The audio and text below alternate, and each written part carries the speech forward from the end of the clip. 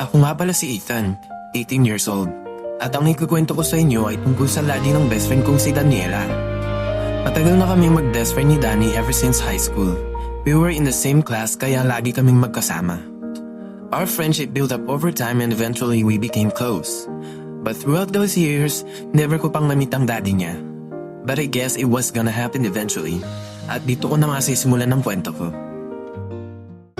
It was Danny's birthday. Before, she usually celebrates with us through gala ng barkada. I always wondered kung nagsa-celebrate din ba siya with her family since mula pa nung maging close kami, laging kami ng mga friend circle niya ang kasama niya for like an entire day.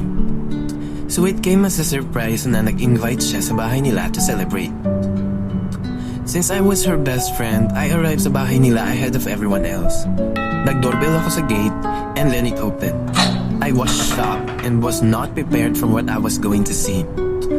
Pagbukas ng pinto, isang matipuno, gwapo at matamtab na lalaki ang nakita ko. Ngumiti siya sa akin and I was dumbfounded. Akala ko dati sa pelikula lang yung eksenang matutulala ka sa sobrang kagandahan or kagwampuhan ng tao nasa harap mo, but apparently, I am experiencing it right now. Ang tagal ko na palang nakatulala sa kanya that time. Bumalik lang ako sa ulirap nung lumabas na rin si Danny and she was shaking me. Hoy, bes ha? Kanina ka pa nakatulala kay Danny? I swear I could feel my face heating up and turning red. Siya pala yung best friend mo na.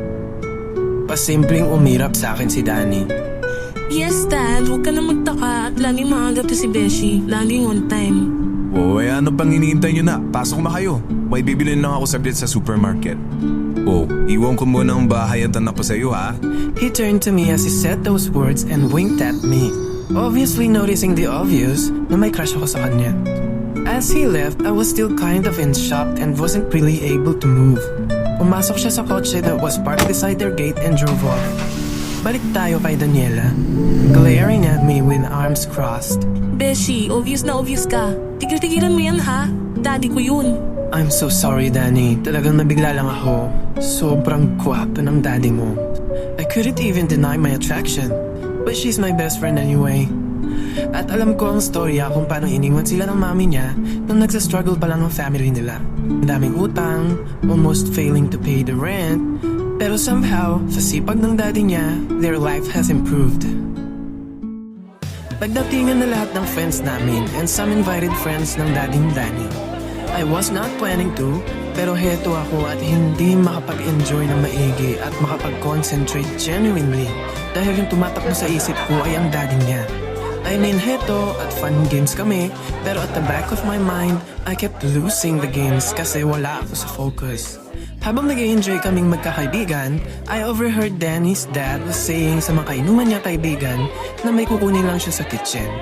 Ang galing no, naka-multitask talaga ang pandinig ko.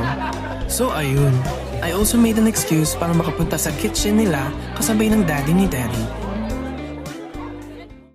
So ayun na nga, halos sabay kaming pumasok ng kitchen. Kunwari naman akong minding my own business sa kitchen pero pasulyap-sulyap sa kanya as he was preparing more pulutan. Sa totoo lang, hindi ko alam kung paano ko patatagalin yung pagstay ko sa kitchen nang hindi siya magsususpetsya na sinasadya akong magpunta kasabay siya. So kunwari, as embarrassing as it may sound, nagpretend ako na may hinahanap ako sa fridge nila. Napansin niyo na siguro na parang ang tagal kong nagbabrowse sa fridge so lumapit siya at tinanong ako. Ano palang hinahanap mo? I was not prepared for that. Di ko agad masagot yung tanong niya, which was awkwardly suspicious. Teka, di ko maalala. Nakalimutan ko tuloy. Sige po, babalik muna ako sa sala para tanungin si Danny. Bago pa siya makasagot, nagmamadali na akong bumalik sa sala to save myself from further embarrassment. This time, nung bumalik ako, totoong may pinapakuha na sa akin si Danny sa fridge. Ethan, pasuyo naman ng ice cream cake. Sige, wait lang. So, ine-expect ko, wala na ang daddy niya sa kusina.